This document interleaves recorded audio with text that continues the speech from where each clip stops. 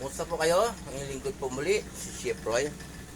Kapag nandoon po kayo sa isang madilim na lugar gaya nito, huwag kayong matakot po. Kapag mayroon narinig kayong kumakalampag, bintana man na kumakalampag, baka po hangin lang, baka po hinahampas ng hangin yung kaya kumakalampag.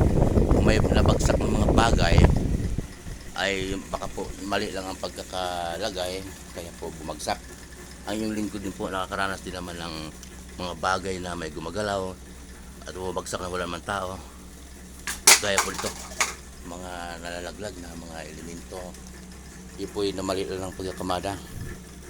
Ang sabi po ng aklat ng mga ngaral sa 9:5,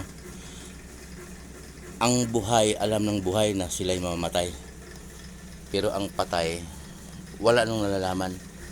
Limot na nilang lahat. Wala na sa kanila ang galit, puot, wala na sa kanila ang kasiyahan, limot na nila ang lahat. Hindi nila alam.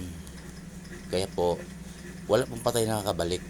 Yung lahat po na yon, mga maaring may gumagalaw o may mga alagad din sa tanas, mga elemento, pero huwag po tayong matakot. Kailangan ng panampalataya, manalig sa Diyos, sumasampalataya kay Jesus na siya ang ating tagapagligtas.